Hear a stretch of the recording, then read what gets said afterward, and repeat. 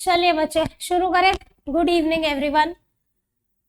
Goodwill का हमारा third lecture है आज, है ना। दो हो गए। पहले लेक्चर में हमने क्या किया था, गुडविल को थ्योरी समझी थी।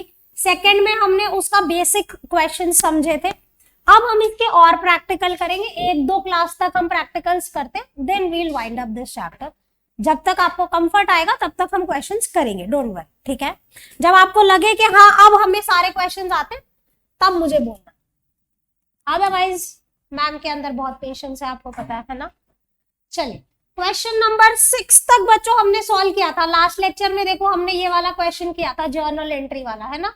अभी हम 7 से स्टार्ट करते हैं। ओके देखो लास्ट लेक्चर में मैंने आपको सारी मेथड सिखा दी थी। 5 मेथड होती है ना।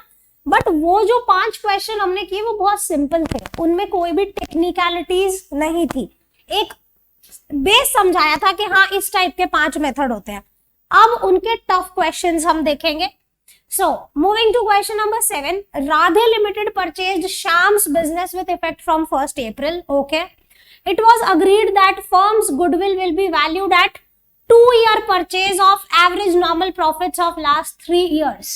बच्चों अब मैं आपको ये एवरेज नॉर्मल प्रॉफिट्स वर्ड का मतलब बताती हूँ। यहाँ पे क्या लिखा हुआ है देखिए। गुडविल कैलकुलेट करते वक्त आपको जो एवरेज प्रॉफिट्स लेने होते हैं हमारे बिजनेस का, अगर मान लो गुडविल कैलकुलेट करना है, बोला है पिछले 5 साल के प्रॉफिट्स का एवरेज ले लो, तो वो जो एवरेज प्रॉफिट होगा वो नॉर्मल स्थिति का प्रॉफिट होना चाहिए। नॉर्मल स्थिति का प्रॉफिट इन द सेंस अगर आपके ईयर में कुछ एब नॉर्मल हुआ है तो उसे आप कंसिडर नहीं करेंगे। फॉर एग्जाम्पल मान लेते हैं हमारे लास्ट ईयर में कोई चोरी हो गया, कोई स्टॉक चोरी हो गया जिसके कारण एक एबनॉर्मल लॉस हो गया। हर साल चोरी होती है क्या बिजनेस में?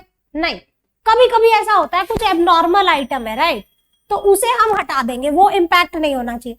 मान लो पिछले साल कोई आग लग गई हमारी फैक्ट्री में जिसके कारण लॉस हो गया, क्या हर साल आग लगती है? नहीं। तो गुडविल कैलकुलेट करते वक्त अगर कोई ऐसी एबनॉर्मेलिटीज हैं तो आप उसे हटा देंगे, ठीक है। तो आपको बोला है कि पिछले कितने साल का, लास्ट 3 इयर्स का आप एवरेज नॉर्मल प्रॉफिट ले लीजिए। इस नॉर्मल प्रॉफिट को आप उससे कंफ्यूज ना करें। इस नॉर्मल प्रॉफिट को जो हमने लास्ट लेक्चर में सीखा था ना कि बाकी लोग जो कमा रहे होते हैं वो नॉर्मल प्रॉफिट होता है, ये उसकी बात नहीं हो रही है। ये कह रहे हैं हमारे ही बिजनेस के एबनॉर्मेलिटीज हटा के जो प्रॉफिट्स है, समझ में आ रहा है। वो नॉर्मल प्रॉफिट जो पढ़ा था वो क्या था कि बाकी लोग जो इंडस्ट्री में कमा रहे हैं। यहाँ पे क्या बोला है, हमारे ही बिजनेस का एवरेज नॉर्मल प्रॉफिट। कहने का मतलब अगर कोई एबनॉर्मेलिटीज है उसमें तो आप उसे रिमूव कर दीजिए। जो रूटीन ईयर्स बाय ईयर्स आपका प्रॉफिट होता है उसे लेना है गुडविल कैलकुलेट कर। जो लास्ट लेक्चर में हमने बोला था वो क्या बोला था, सुपर प्रॉफिट होता है एवरेज माइनस नॉर्मल, ये बोला था ना। अब यहाँ पे भी नॉर्मल प्रॉफिट्स वर्ड आ रहा है तो बच्चे कंफ्यूज हो जाते हैं कि मैम आपने तो लास्ट लेक्चर में बोला था सुपर प्रॉफिट होता है एवरेज माइनस नॉर्मल, मतलब हम जो कमा रहे हैं माइनस जो बाकी लोग कमा रहे हैं। यहाँ पे क्या बोला है कि आप 2 ईयर परचेज लीजिए एवरेज नॉर्मल प्रॉफिट्स का। एवरेज प्रॉफिट्स की बात हो रही है लेकिन उसमें से एबनॉर्मेलिटीज को हटाना है। करते हैं, आपको समझ में आएगा। आपको बोला है कि हमारे बिजनेस में पिछले 3 साल के प्रॉफिट्स थे, ये पिछले 3 साल 2017, 18, 19, लास्ट 3 इयर्स के प्रॉफिट गिवन है 3 लाख, 3 लाख 30, 255, 3 लाख, 3 लाख 30, 2 लाख 55। बच्चों मैंने आपको सिखाया था ना एवरेज प्रॉफिट्स क्या होते हैं कि आप टोटल करो divide by number of years कर दो तो वो एवरेज आ जाता है, ठीक है ना। अगर यहाँ पे ये ब्रैकेट में कुछ ना दिया होता, इफ आई अज्यूम के यहाँ पे ब्रैकेट में कुछ नहीं है, तो आप इसका एवरेज कैसे निकालते? इन तीनों का टोटल करते, डिवाइड बाय 3 करते, आपका एवरेज आ जाता, ठीक है। लेकिन क्या बोला है कि ये जो प्रॉफिट्स गिवन है इसमें कुछ एबनॉर्मेलिटीज हैं, उसको हटाना पड़ेगा। देखते हैं क्या, including a abnormal gain of 30,000। बच्चे बताना ये गेन जो है ये प्रॉफिट में प्लस हो रखा होगा या माइनस हो रखा होगा? प्लस हो रखा होगा, तो अब माइनस करना पड़ेगा इसको हटाने के लिए, ठीक है जी। तो मैं क्या करूंगी, यहां से माइनस कर दूंगी। ऐसा क्यों? क्योंकि ये एबनॉर्मल गेन बच्चों हर साल नहीं होता। हमें गुडविल निकालनी है अपने रोजमर्रा के बिजनेस की। कभी कुछ एबनॉर्मल हो गया उससे गुडविल नहीं होती है, समझ में आ रहा है। आप रूटीन में जो काम कर रहे हो उससे आपकी गुडविल होती है, तो ये हटा दी। आगे बोला है कि अगले साल का प्रॉफिट 3,30,000 है, लेकिन इसमें एबनॉर्मल लॉस चार्ज हो रखा है 60,000। तो आप मुझे बताइए, लॉस है तो ये माइनस हो रखा है या प्लस? माइनस हो रखा है, तो अब क्या कर दोगे? प्लस कर देंगे, तो ये एबनॉर्मेलिटी हट गई। हाँ बोलो ना, समझ में आ रहा है? Very good. आगे 2,55,000 के लिए क्या बोला है? इंक्लूडिंग इंटरेस्ट ऑन इन्वेस्टमेंट 15,000, जो कि नॉन ट्रेड इन्वेस्टमेंट है, जिसका बिजनेस से कोई लेना देना नहीं है। आपने कहीं पे बाहर एक्स्ट्रा इन्वेस्टमेंट कर रखी थी, उससे 15,000 रुपए आए, वो इसमें प्लस हो रखे हैं, तो क्या करोगे? माइनस करोगे। से यस बच्चों, आपको समझ में आया कैसे हमने हमारा एवरेज नॉर्मल प्रॉफिट निकाला? You will not get confused between the normal profit which the industry is earning और ये नॉर्मल प्रॉफिट। ये हमारे बिजनेस का एवरेज नॉर्मल प्रॉफिट है, कहने का मतलब एबनॉर्मेलिटीज हटा के। समझ में आ रहा है बच्चे आपको सबको? Very good. जो बाकी लोग कमाते हैं, जो हमने लास्ट लेक्चर में सीखा था कि सुपर प्रॉफिट होता है एवरेज प्रॉफिट माइनस नॉर्मल, जो बाकी लोग कमा रहे हैं, ये एवरेज प्रॉफिट है, ये अपने ही बिजनेस का एवरेज है, लेकिन जो एबनॉर्मल चीजें थी वो मैंने हटा दी। समझ में आ गया? तो अब मुझे बताओ कि प्रॉफिट्स कितने आ रहे हैं। हाँ, मुझे तीनों साल का कैलकुलेट करो बच्चों। हाँ, ये 270 आएगा, करेक्ट। ये बताओ, और अगला बताओ 240। टोटल प्रॉफिट आया 9 लाख। कैलकुलेशन ठीक किया बच्चों? ओके, सो एवरेज कितना हो जाएगा? एवरेज प्रॉफिट्स, देखो फॉर्मूला लिखने में कंजूसी मत करना या आलस मत करना, ठीक है? ये मत सोचना टीचर को पता ही है कि बच्चे ने क्या किया है, नहीं पता, नंबर काट देने हैं हमने, ठीक है? टोटल प्रॉफिट्स, इतना लिखने में कुछ जोर आया क्या बच्चों? Total profit upon number of years, so 9 lakh divided by कितना हो गया? ये आ गया एवरेज प्रॉफिट। अब मुझे क्वेश्चन पढ़ के बताओ किस चीज से मल्टीप्लाई करोगे? 2 ईयर परचेज बोला है ना, goodwill to be valued at 2 year purchase of average normal profit. So goodwill का फॉर्मूला लिखेंगे, goodwill is equal to, formula लिखने में फिर से बोल रही हूं आलस नहीं करेंगे, समझ में आ रहा है? Goodwill is equal to what? Average profits into, ये number of year of purchase क्या होता है बच्चों? क्या होता है? हम क्यों इसे मल्टीप्लाई करते हैं? मैम ने सिखाया था ना। Yes, the goodwill will give benefit for the coming 2 years। चलिए इतना नोट करें, फिर हम आगे चलेंगे। क्वेश्चन नंबर 8 ध्यान से पढ़ेंगे। सोहन परचेज्ड अमृता's business on 1st April. It was agreed that value goodwill at 4-year purchase of average normal profits of last 4 year। 4 साल से मल्टीप्लाई करना है। Number of year of purchase कितना हो गया? 4, और पिछले 4 साल का एवरेज करना है, ठीक है? आपको ये एवरेज प्रॉफिट्स गिवन है और कुछ एडजस्टमेंट्स हैं बच्चों। Calculate the value of goodwill बोला है, तो चलिए टेबल बनाते हैं। बच्चों प्रेजेंटेशन पे बहुत ध्यान दें, अकाउंट्स में प्रेजेंटेशन बहुत मैटर करता है। 31st March 2016 the profits given 180। 31st March 17 के हैं 320। 31st March 18। बच्चों एग्जाम में अगर गुडविल का क्वेश्चन आएगा तो बहुत ज्यादा चांसेस हैं कि ये एबनॉर्मेलिटीज हटा के और फिर आपको कैलकुलेट करने को आएगा 3 नंबर में, ठीक है? सो ध्यान से करें। प्रॉफिट्स गिवन है आपको 4 साल के,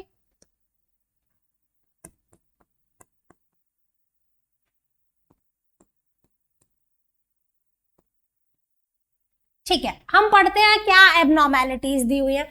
Following further facts are noticed during the year ended on 31st March 16। इस ईयर की बात हो रही है बच्चों, 31st March 16 की, यानी ये वाला first. An asset was sold at a gain of 20,000। आपको बोला है कि हमने एक एसेट बेचा जिसपे 20,000 रुपए का गेन हो गया, तो आप मुझे बताओ ये गेन इस प्रॉफिट में एडेड है या डिडक्टेड है? एडेड है। तो अब आप क्या करेंगे?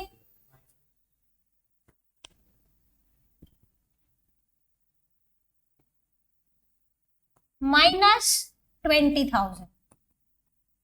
आगे चलिए।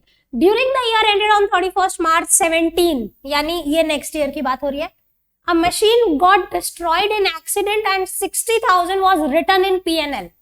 आपको बोला है कि एक मशीन डिस्ट्रॉय हो गई, 60,000 का लॉस हो गया, उसे पीएनएल में डेबिट कर दिया गया, यानी हमने प्रॉफिट में से माइनस कर दिया। अब क्या करोगे? ऐड। सिंपल है ना बच्चों?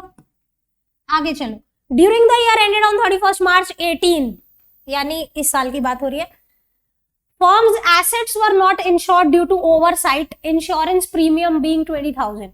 देखो ये हमारे बिजनेस का नॉर्मल एक्सपेंस है जो माइनस होना चाहिए था लेकिन नहीं हुआ, तो अब क्या करना पड़ेगा? करना पड़ेगा। देखो एबनॉर्मेलिटीज को हटाना है तो नॉर्मल चीजों को डालना भी है। अगर आपके बिजनेस की नॉर्मल रूटीन की कोई चीजें रह गई हैं तो अब आप उसे एडजस्ट करेंगे। ये इंश्योरेंस प्रीमियम यहां से माइनस होना चाहिए था जो नहीं हुआ, अब मैंने कर दिया। Calculate the value of goodwill. Adjusted profits कितने आ रहे हैं मुझे बताओ एक बार। 160, yes this is 380, 340 and 440, right? ठीक है। एवरेज कैसे निकलेगा बच्चों? Total divided by number of years, और जो आंसर आएगा 4 से मल्टीप्लाई कर देना, वो आपकी गुडविल होगी। हाँ, इसका टोटल बता दो बच्चों।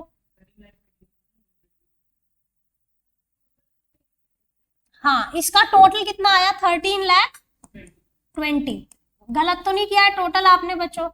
ओ सॉरी, 20,000। एवरेज प्रॉफिट्स का फॉर्मूला क्या लिखेंगे?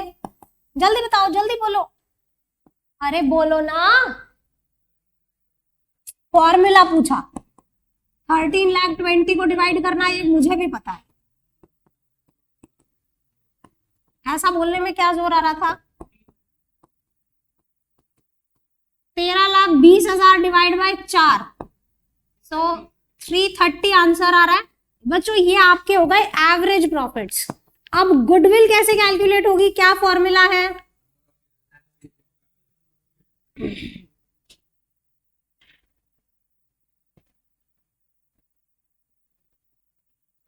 ठीक है। So goodwill is equal to average profits into number of years of purchase, जो कि 4 दिया हुआ था, है ना? सो 330 बच्चों, यहाँ पे आंसर बाय चांस वही आएगा क्योंकि डिवाइड भी 4 से किया, मल्टीप्लाई भी 4 से किया।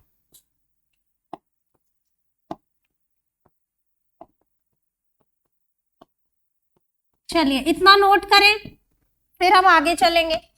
जिसका ये नोट हो गया है मैं उसके लिए दूसरा क्वेश्चन स्क्रॉल कर देती हूँ, आप उसकी कोशिश करें। बस इतना ही है क्वेश्चन बचे। हाँ दिख रहा है आपको? जिसका ये हो गया है वो इसकी ट्राई करें क्विकली। क्वेश्चन नंबर 9 बच्चों थोड़ा सा इंपॉर्टेंट है, ध्यान से देखेंगे। A B C were partners, ठीक है। Sharing profits and losses equally, they agreed to admit D. For this purpose, goodwill is to be valued. यहां से पढ़े, for this purpose, goodwill is to be valued at 4-year purchase of average profit of last 5 years. कितने साल का average लेना है बच्चों आपने? 5 साल का। 5 साल का एवरेज लेना है, नंबर ऑफ ईयर 4 है। 5 साल के प्रॉफिट्स गिवन है और आपको कुछ एडजस्टमेंट बोली हुई है। एक ही एडजस्टमेंट है, देखते हैं। सॉरी।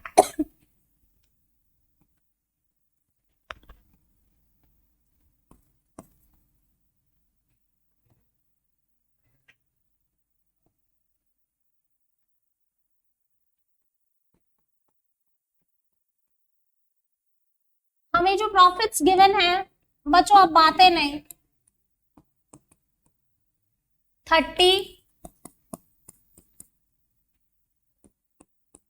अरे मेरे भोले भाले बच्चों इधर ध्यान दे लो प्लीज।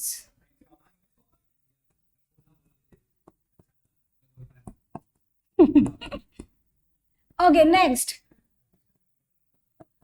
क्या कह रहा बच्चे?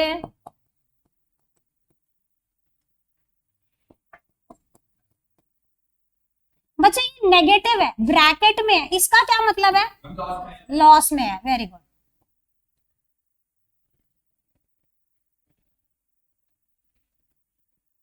ईयर हो गए, प्रॉफिट्स हो गए। ऑन 1 अप्रैल 2017, बच्चों कौन से ईयर की बात हो रही है मुझे बताओ?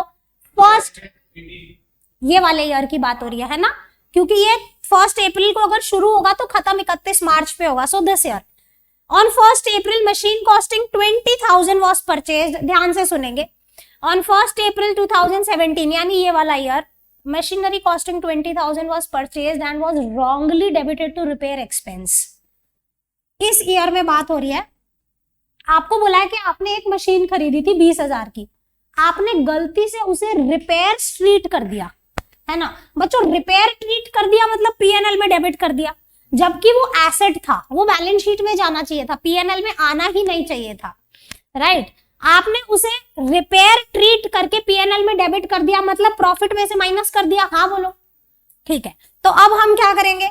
माइनस कर दिया तो वापस प्लस कर देंगे। हाँ बोलो, 20,000 रुपए प्लस करेंगे। हाँ बोलो ना, ठीक है। Depreciation on machine was to be charged at 25% on straight line method. Calculate the value of goodwill. बच्चों देखो, मैं लिख के समझाती हूँ जिसको समझ नहीं आया। ये मेरी बैलेंस शीट है जहां पे कि एसेट्स होते हैं और लायबिलिटीज। ये मेरा पीएनएल अकाउंट है, इधर एक्सपेंसेस होते हैं, ठीक है जी। हमने 20,000 की एक मशीन खरीदी, हमें एसेट में लिखनी चाहिए थी, हमने कहाँ लिख दी?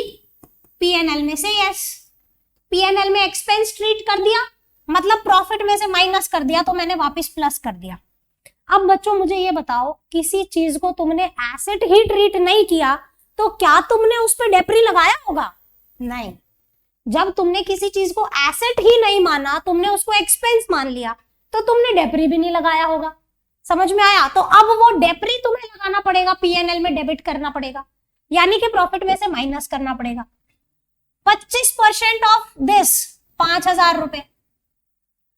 बच्चे क्या आप इस बात से अग्री करते हैं कि डेप्रिसिएशन अगली साल भी लगाना पड़ेगा? क्योंकि डेप्रिसिएशन तो कंटिन्यूअस है ना। मैं इसको इरेज करती हूँ, ये मैंने समझाने के लिए लिखा था, मैं रिपीट कर देती हूँ एक बार, क्योंकि ये इंपॉर्टेंट एडजस्टमेंट है और 99% चांस है कि ये एडजस्टमेंट आए। आपको बोला है कि आपने एक मशीन खरीदी थी ड्यूरिंग द ईयर 18, जो कि आपने गलती से रिपेयर एक्सपेंसेस ट्रीट कर दी। रिपेयर एक्सपेंस ट्रीट कर दिया मतलब प्रॉफिट में से माइनस कर दिया। तो अब मैंने उसे क्या किया? ऐड बैक कर दिया, करेक्ट? मैंने उसे ऐड कर दिया वापस। अब ये समझो कि जिस चीज को तुमने एसेट ही नहीं माना, उस पर पक्का डेप्री भी नहीं लगाया तुमने, वो दूसरी गलती हो गई। तो डेप्री जो होता है पीएनएल में डेबिट होता है, प्रॉफिट में से माइनस करना पड़ता है, वो तुमने किया नहीं, तो अब मैंने कर दिया। इस साल भी किया। बच्चे आप बताओ, ये डेप्री सेम क्यों रहा दोनों साल? क्योंकि स्ट्रेट लाइन मेथड है जिसमें डेप्रिसिएशन कॉस्ट पे लगता है। कॉस्ट मेरी 20,000 है, 20,000 का 25% हर साल लगेगा, तो ये 25% यहाँ लग गया, 25 यहाँ। अगर ये स्ट्रेट लाइन की जगह यहाँ पे लिखा होता रिटर्न डाउन वैल्यू मेथड, तो आप क्या करते? 20 में से 5 माइनस होके 15 बचा, 15 का 25% अगले साल माइनस होता। बच्चे अगला क्वेश्चन सेम है, अगला क्वेश्चन मैंने कॉपी किया है जो आप घर से करके लाएंगे एज अ होमवर्क, ठीक है? वो WDV से है, पहले इसे सॉल्व कर लेते हैं। मुझे अब बताओ यहाँ पे नॉर्मल प्रॉफिट्स कितने आ रहे हैं हमारे, सब एडजस्ट करके मुझे ये एडजस्टमेंट करके बताओ क्या आ रहा है। ये तो सेम रहेंगे पहले 3 साल, तो 30, 70। हाँ बाबू एक सेकंड, मैं ये लिख दूं। 140 plus 20 that is 160 minus 5 that is,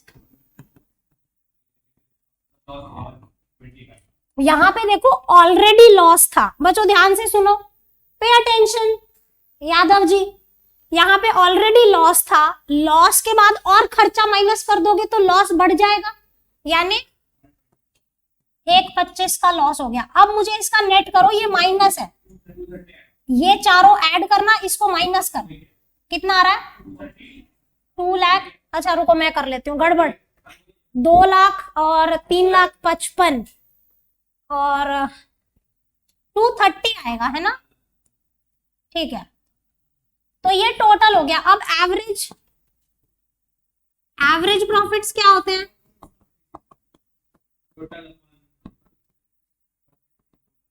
total profits upon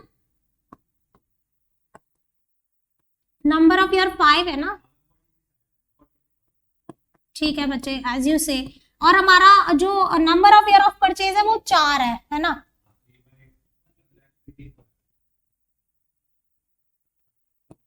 formula लिखेंगे, गुडविल इज इक्वल टू, बच्चों अगेन मैं कह रही हूं फॉर्मूला लिखने में आलस ना करें।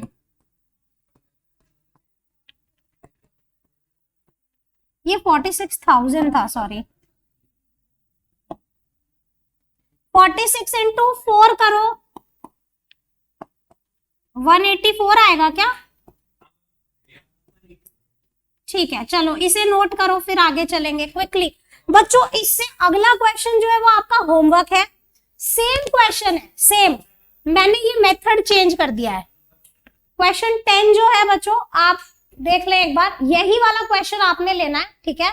सेम क्वेश्चन, बस यहाँ पे मैंने ये जो डेप्री का मेथड है ना, उसको स्ट्रेट लाइन की जगह मैंने रिड्यूसिंग बैलेंस कर दिया है, बाकी सेम क्वेश्चन है। तो आपने क्या करना है, पहले साल का डेप्री तो 5 ही रहेगा, दूसरे साल क्या होगा 20 माइनस 5 15, उसका 25% यहाँ पे आएगा। तो सिर्फ ये बदलेगा, बाकी सब कुछ सेम, वो आप एज अ होमवर्क करके आएंगे, राइट? बाकी सेम है, मैंने कुछ भी चेंज नहीं किया, आप just change this, reducing balance method कर दिया है। तो क्वेश्चन आपके पास है, सिर्फ ये वाली वैल्यू चेंज होगी और गुडविल का आंसर आ जाएगा, राइट? सो अब हम 11 पे चलते हैं, 10 आप होमवर्क में करेंगे खुद से। चलिए ध्यान देंगे, ये थोड़ा सा अलग क्वेश्चन है। RST are partners in a firm sharing profits and losses 3-1. They decided to take W into partnership for 1/4 share. For this purpose, यहां से पढ़ो, for this purpose goodwill is to be valued at twice. Twice का क्या मतलब हो गया? Number of years क्या हो गए? 2. Twice the average annual profits of previous 3 year or 4 year, whichever is higher. The annual profits of past 4 years is this. Calculate the value of goodwill. बच्चों आपको बोला है कि पिछले 3 साल का एवरेज निकालो, पिछले 4 साल का एवरेज निकालो, जो ज्यादा आएगा उस एवरेज प्रॉफिट को लेके आपने गुडविल कैलकुलेट करनी है। तो बोला है पिछले 3 साल और पिछले 4 साल, तो देखो 4 के लिए तो हम ये सारा ले लेंगे, 3 के लिए कौन सा लोगे? नीचे वाले 3 या ऊपर वाले 3? ऊपर वाले 3। क्यों? क्योंकि प्रीवियस 3 इयर्स बोला है, तो प्रीवियस 3 ईयर ये वाले हैं, तो इन तीनों का एवरेज करें और फिर चारों का एवरेज करें, जो ज्यादा आएगा उसे लेके आप गुडविल निकालेंगे। सिंपल है। ओके, सो हम पहले 3 साल का एवरेज निकालते हैं, 3 इयर्स का एवरेज निकालते हैं। So average profit is equal to total profits divide by number of years. So बच्चों 3 साल के लिए हम ये वाले 3 लेंगे, गलती से नीचे वाले 3 मत ले देना। तो इसका टोटल बताओ मेरे को, 48, 78 और कितना हो जाएगा ये 500, यानी कि 48,000 प्लस 30,300 प्लस 31,200 लेना है आपने, डिवाइड बाय 3। बताओ टोटल 78,108। मुझे लगता है ये टोटल होगा 10,9500, है ना? ठीक किया क्या? क्योंकि ये 78 हो गया और प्लस 30 करेंगे तो 108 प्लस 1 109 500। ठीक है, इसको डिवाइड करेंगे 333635। Am I correct? ये 3 साल का एवरेज आ रहा है 36,500। 4 साल का एवरेज चेक करो बच्चे, मैं देख लेती हूँ। एवरेज प्रॉफिट ऑफ 4 इयर्स के लिए total profit upon number of years,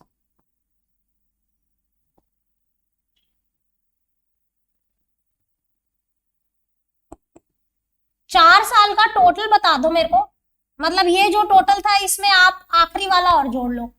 सो 109 है, 151700 है ना, ठीक किया क्या? 4 से डिवाइड करो, पक्का? नहीं, 3 4 3 12 आएगा, 3 बचेगा, 4 7 28, 3 4 कितना बचा, 4 9 46, 1 4 2, ठीक है ना? सो हमारा एवरेज कौन सा हायर है इसमें से, बताओ कौन सा एवरेज हायर है? इसे लेके आप मल्टीप्लाई करेंगे 2 से, वो आपकी गुडविल होगी। Goodwill is equal to average profit into number of years of purchase.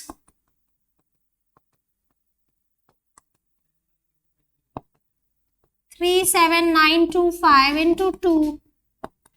बच्चों ये कैलकुलेशन ठीक है ना? बताना इसका मल्टीप्लाई करके। 75850, ओके एज यू से।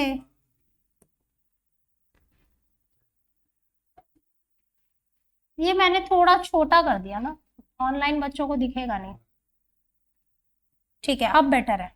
चलो इतना नोट करो, जिसका ये नोट हो गया can move to next, try for next, अपने आप कोशिश करें। 11th जिसने नोट कर लिया है, it was agreed to calculate goodwill at 3 years, ठीक है लो।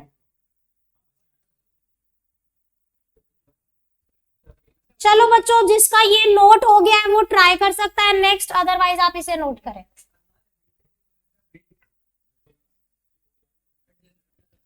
चलिए बच्चे next question number 12।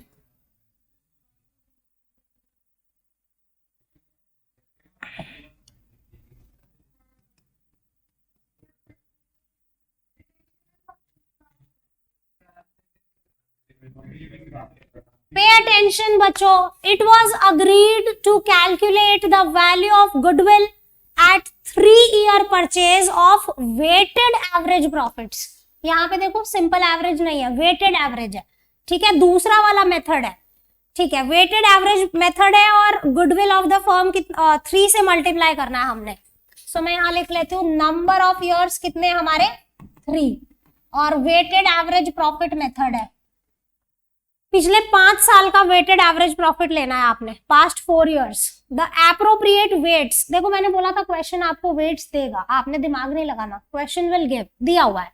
The appropriate weights used for each year, 2012 का 1, 2013 का 2, 3 और 4। The profits for the year ended given है। 2012 का प्रॉफिट है 20,200, 2013 का प्रॉफिट है 24,800,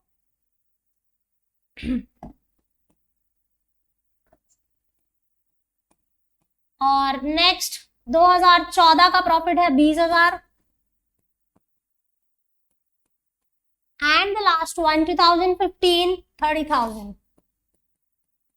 ठीक है बच्चों, ये 4 साल के मैंने प्रॉफिट्स लिख दिए।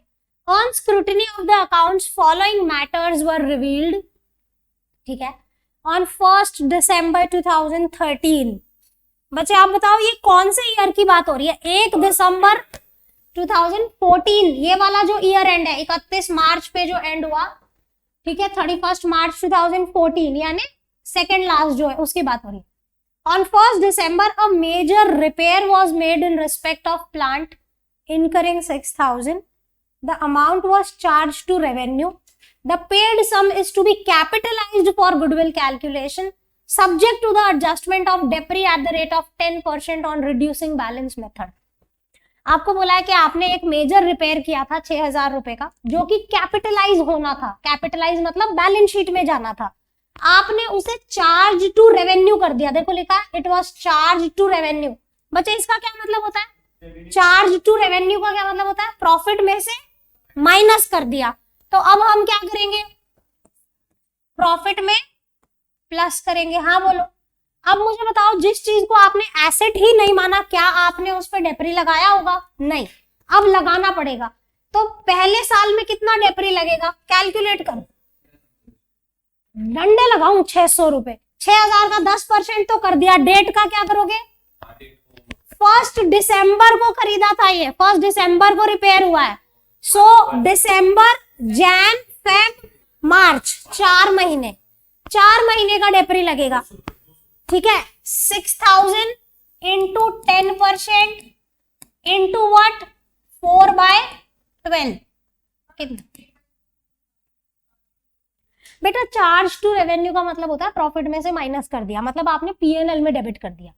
ये 6000 रुपए मेजर रिपेयर था जो कि कैपिटलाइज होना था। कैपिटलाइज का मतलब बैलेंस शीट में जाना था, आपने इसे पीएनएल में डेबिट कर दिया, मतलब प्रॉफिट में से माइनस कर दिया। तो अब मैंने उसे प्लस कर दिया, ये ठीक हो गया। हाँ बोल। उसके बाद इस पे डेप्री लगाना था जो मैंने नहीं लगाया। क्यों नहीं लगाया? क्योंकि जब मैंने उसको एसेट ही नहीं माना तो डेप्री कैसे लगाऊंगी? तो पहले साल का जो डेप्री है 6000 इंटू 10% इंटू 4/12 कितना हो जाएगा? पक्का? ठीक है। अगले साल फिर इस पे डेप्री लगेगा। अब अगले साल का डेप्री बताओ। 580 कैसे आया? बुक वैल्यू कितनी हो गई? 6000 माइनस 200 5800 हो गई, इसका 10%, सो 580। Very good. अब तो क्वेश्चन सिंपल हो गया ना बच्चों। ठीक है, आगे पढ़ते हैं। आगे क्या लिखा है? द क्लोजिंग स्टॉक, ये वाला पॉइंट बहुत अच्छा है। The closing stock was over valued bye 2400 for the year ended on 31 मार्च 2013। दोबारा पढ़े। The closing stock was over valued bye 2400 for the year ended on 31 मार्च 2013। इस ईयर की बात हो रही है, 2013 की बात हो रही है। बच्चों पहले तो प्रॉब्लम समझे, प्रॉब्लम क्या हुई है। करेक्ट, जो हमारा क्लोजिंग स्टॉक था 2013 का, जो क्लोजिंग स्टॉक था वो आपने ज्यादा लिख दिया। कितने रुपए ज्यादा लिख दिया? 2400 रुपए।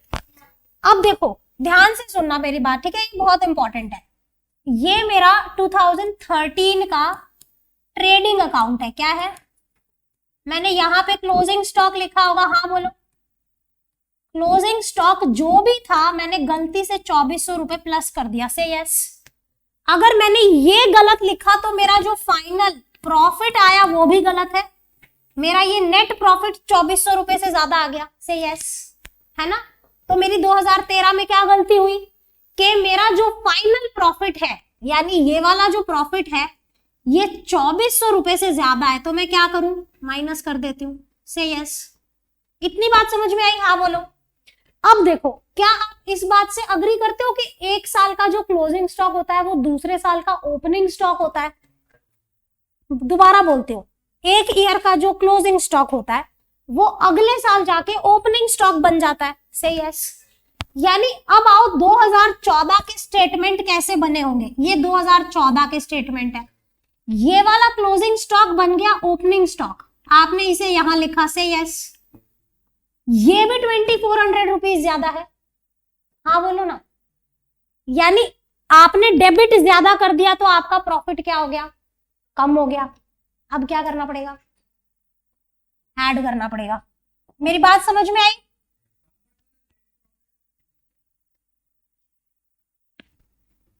तो अब हम इसे क्या कर देंगे? हाँ मैं बिल्कुल दोबारा समझाती हूँ, कोई दिक्कत नहीं, ध्यान से सुने। दोबारा समझाते हो और 3 बार बोलोगे 3 बार भी समझाऊंगी, ध्यान से सुनना। बच्चों ये 2013 का ट्रेडिंग अकाउंट है। मैंने यहां पे बाय क्लोजिंग स्टॉक लिखा होगा। से यस। अब ध्यान से सुनो, यहां क्लोजिंग स्टॉक लिखा, ये गलती से 2400 रुपए ज्यादा लिख दिया। से यस।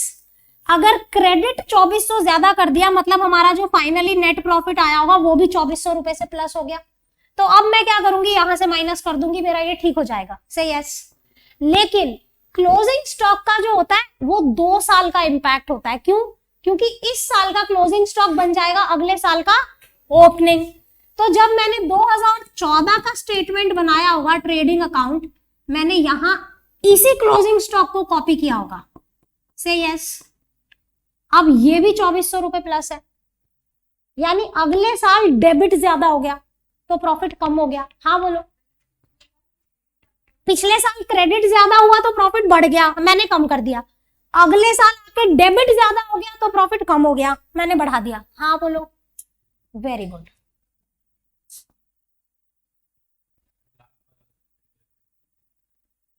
ठीक है, तो मैंने बच्चों इतना ध्यान रखेंगे, क्लोजिंग स्टॉक अगर आप ओवर वैल्यू कर चुके हैं तो आप उस साल माइनस कर देंगे, अगले साल प्लस। और वही अगर ये अंडर वैल्यूड होता, उल्टा हो जाएगा, यहां प्लस करेंगे और यहां minus. I hope this much is clear.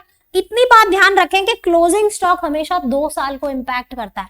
बच्चे आप बताओ, अगर यहाँ क्लोजिंग स्टॉक की जगह ओपनिंग स्टॉक वर्ड होता तो भी क्या 2 साल में इंपैक्ट होता? नहीं, फिर से उसी साल का इंपैक्ट होता, क्योंकि हमारा जो साल का ओपनिंग स्टॉक होता है वो उस साल सेल ऑफ हो जाता है, खत्म हो जाता है।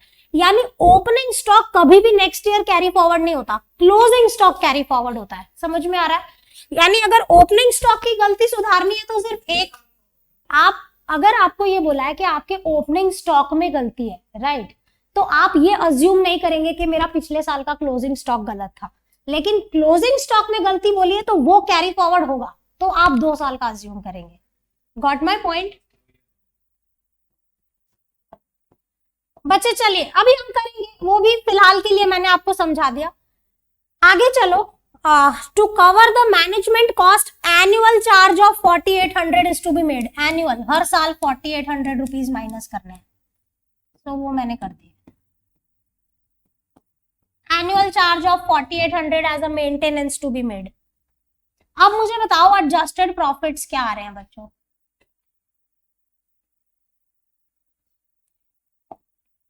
ये एडजस्टेड प्रॉफिट्स, इसमें से ये माइनस करो और बताओ बच्चे। 20200 पक्का? ठीक है, अगला बताओ। आपने 24800 में से 17600 आएगा, है ना? ठीक है, ये हो गया 20 और 6 26 प्लस हो गया, और 26 और 2400 यानी 28400 प्लस हो गया, और माइनस फिगर है 5000। 28400 माइनस 5000, 23400। ठीक है, ये माइनस करके बताओ, ये माइनस होगा आपका 4800 और ये हो जाएगा 5380।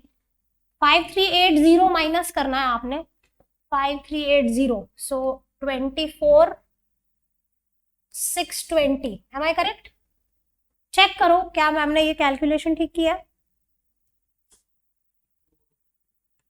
अब इसका नेट बताओ। मुझे थोड़ा सा इसको छोटा करना पड़ेगा, क्योंकि अच्छा इसको हमें नेट करने की जरूरत नहीं है क्योंकि ये वेटेड एवरेज है, छोड़ दो इसको, नेट मत करो। बच्चों क्या मैं थोड़ा छोटा कर लूं ऑनलाइन? बच्चों आपको अगर दिक्कत ना आए देखने में, ये ईयर छुपा देते हैं, है ना? हाँ दिस ठीक, अब ठीक है। इसको वेट से मल्टीप्लाई करना है बच्चों। वेट कितना है? 1 2 3 4। अब प्रोडक्ट निकालो, ये तो सेम ही रहेगा, ये 35200 हो जाएगा। ये मल्टीप्लाई करो 23 और 69 और 70200 हो गया क्या? ठीक किया क्या मैम ने? इसको भी कर लो 96। ठीक है, इसका टोटल बताओ, टोटल बताओ जल्दी से। 0 8 4 6 8 12 6 11 9 12। ये आ रहा है क्या बच्चों? चेक करो, मैंने ठीक किया क्या? सही है? चलो अब वेटेड एवरेज प्रॉफिट का फॉर्मूला बताना बच्चों। Total of product divide by total of weights. कौन मल्टीप्लाई बोल रहा है?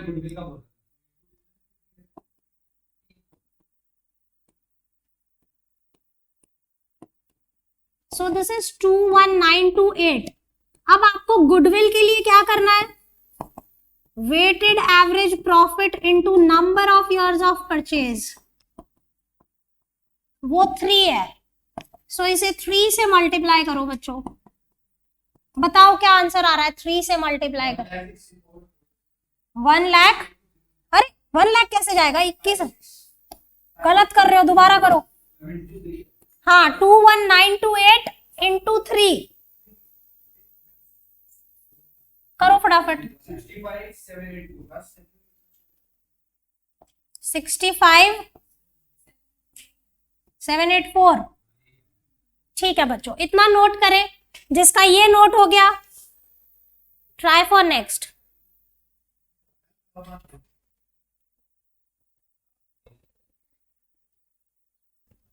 चलिए नेक्स्ट क्वेश्चन बच्चों, last question for the day. बस अब बातें नहीं यार, तुम लोग नोट करने का टाइम दो, गपियाने लगते हो। Calculate capital employed by both the approaches. आपको एक बैलेंस शीट दी है और बोला है कि कैपिटल एम्प्लॉयड बता दो इस बिजनेस का। बोथ अप्रोचेस का मतलब है asset approach and liability approach. ठीक है, सो चलिए कोशिश करते हैं। पहले लायबिलिटी अप्रोच से चलते हैं। कैपिटल प्लस रिजर्व्स, कौन बात कर रहा है, कैपिटल प्लस रिजर्व्स माइनस में हम क्या क्या करेंगे, नॉन ट्रेड इन्वेस्टमेंट्स, ये बिजनेस से जुड़ी हुई नहीं है एसेट। गुडविल माइनस करेंगे क्योंकि हमें गुडविल कैलकुलेट करने के लिए ही कैपिटल एम्प्लॉयड चाहिए, तो उसे माइनस करेंगे। और एडवर्टाइजमेंट सस्पेंस, दैट्स इट। अब मुझे बता दो बच्चों ये आंसर क्या आ रहा है। कैपिटल 2 लाख रुपए है, रिजर्व्स 90 है। ये थोड़ा सा टाइपिंग में वो हो गया है, अदरवाइज रिजर्व्स 90 है। सॉरी, 1 0 ज्यादा हो गया। 2 lakh plus 90 minus non trade investments 50 minus goodwill 30। Advertisement suspense fictitious asset है।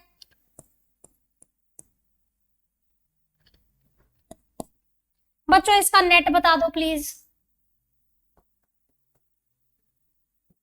करो, 290 और 50 माइनस हो गया 240, 30 और माइनस हो गया 210। नहीं नहीं 4 लाख नहीं, सॉरी 10,000 था। I am sorry, my mistake. ये एडवर्टाइजमेंट सस्पेंस कुछ मेरे को लगता है ये थोड़ा ना टाइपिंग में ऊपर नीचे, सॉरी बच्चों माय मिस्टेक। ये 1.5 लाख है, गुडविल 30 है, मैंने करेक्ट माइनस किया है। नॉन ट्रेड इन्वेस्टमेंट्स कितने की है, 10 है। नॉन ट्रेड इन्वेस्टमेंट 10 है बच्चों, ये थोड़ा सा टाइपिंग में ऊपर नीचे हो गया है, सो सॉरी फॉर दैट। ठीक है, रिजर्व्स नॉन ट्रेड इन्वेस्टमेंट 10 है, उसके बाद स्टॉक 50 है, डेटर्स कैश एट बैंक, और ये हो गया। ठीक है, now this is correct I think, है ना। 240 आ रहा है, ठीक है ओके। अब बच्चों ये तो लायबिलिटी अप्रोच हो गया। अब आप एसेट में क्या करेंगे, इधर से शुरू करेंगे, जो चीजें वहां कंसिडर करी है वो यहां नहीं करेंगे, समझो ध्यान से। Land and building plus investment trade plus stock plus debtors plus cash at bank, इसको छोड़ देंगे, minus creditors minus outstanding expenses. बता रहे हो, पिछली क्लास में ये बताया था कि कैपिटल क्या होता है, एसेट माइनस लायबिलिटी होती है, समझाया था ना, वही हम कर रहे हैं बच्चे प्लीज। हाँ सेम ही आएगा बच्चे, ध्यान से सुनो। मैंने आपको इतना तो समझाया था लास्ट लेक्चर में कि एसेट माइनस लायबिलिटी करोगे तो कैपिटल एम्प्लॉयड आ जाएगी आपकी, है ना। एसेट्स मैंने सारे ले लिए, लेकिन उन चीजों को छोड़ दिया जो फिक्टिशियस एसेट थे और नॉन ट्रेड थे। नॉन ट्रेड यानी हमारे बिजनेस से जुड़े हुए एसेट्स नहीं थे। गुडविल इसलिए हटा दिया क्योंकि मुझे गुडविल की ही वैल्यूएशन के लिए कैपिटल चाहिए, सो वो मैंने रिमूव कर दी। ठीक है, लैंड एंड बिल्डिंग मैंने लिया, गुडविल छोड़ दिया, इन्वेस्टमेंट लिया, नॉन ट्रेड को छोड़ दिया, stock debtors cash at bank. ये बच्चे advertisement suspense is a fictitious asset. Fictitious asset क्या होते हैं, जो एसेट होते ही नहीं है, जो एक्सपेंस होते हैं जो आपने अभी तक राइट ऑफ नहीं किए, तो मैंने उसे भी छोड़ दिया और फिर मैंने यहां से लायबिलिटीज माइनस कर दी, दैट्स इट। समझ में आया? ये एसेट अप्रोच था और यहां से करोगे तो लायबिलिटी, दोनों में आंसर सेम आएगा। आप सारे एसेट से करके देख लो, आंसर सेम आएगा आपका। एसेट अप्रोच कर लेते हैं।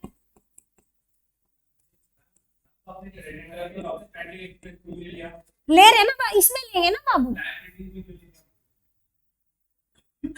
सुनो, लायबिलिटी अप्रोच का मतलब होता है, एक minute, can I annotate this, is it possible? अभी करते हैं, रुको।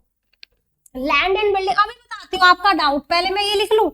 Land and building, trade investments, stock, debtors, cash at bank. मैंने ये सारे एसेट ले लिए बच्चों। कौन से छोड़ दिए? एक तो नॉन ट्रेड इन्वेस्टमेंट छोड़ दी क्योंकि मेरे बिजनेस से जुड़ा नहीं था, नॉन ट्रेड है। एडवर्टाइजमेंट सस्पेंस फिक्टिशियस एसेट है, वो एसेट है ही नहीं, इसीलिए छोड़ दिया। गुडविल इसलिए छोड़ दिया क्योंकि हम गुडविल वैल्यूएशन के लिए कैपिटल एम्प्लॉयड निकाल रहे हैं, तो उसको भी छोड़ दिया। ठीक है, माइनस मैंने कर दी ये लायबिलिटी, क्रेडिटर्स और आउटस्टैंडिंग एक्सपेंसेस। 90 और 20 है। लैंड एंड बिल्डिंग मेरा 150 है। ट्रेड इन्वेस्टमेंट्स मेरे 50,000 है। स्टॉक जो गिवन है बच्चों, कितना गिवन है? 50,000 ही है। डेटर्स 70,000 के हैं। कैश एट बैंक 30 है, माइनस क्रेडिटर्स 90 है और आउटस्टैंडिंग एक्सपेंसेस 20 है। बच्चों चेक करो क्या ये ठीक आ रहा है? सेम आंसर आना चाहिए आपका। देखो मैंने इसके नीचे नोट भी लिख के दे रखा है। Trade investment is a part of capital employed, non trade investment is not a part of capital employed. Unless investments are stated to be trade, they are taken to be non-trade. Therefore, they are deducted from capital employed. Simple है। So आज की class हम यहीं पे wind up करेंगे। अगली class में हम अभी और 4-5 क्वेश्चन गुडविल के करेंगे और चैप्टर खत्म हो जाएगा। Next lecture will be the last lecture for goodwill. That's all for the day. Thank you so much. Bye bye.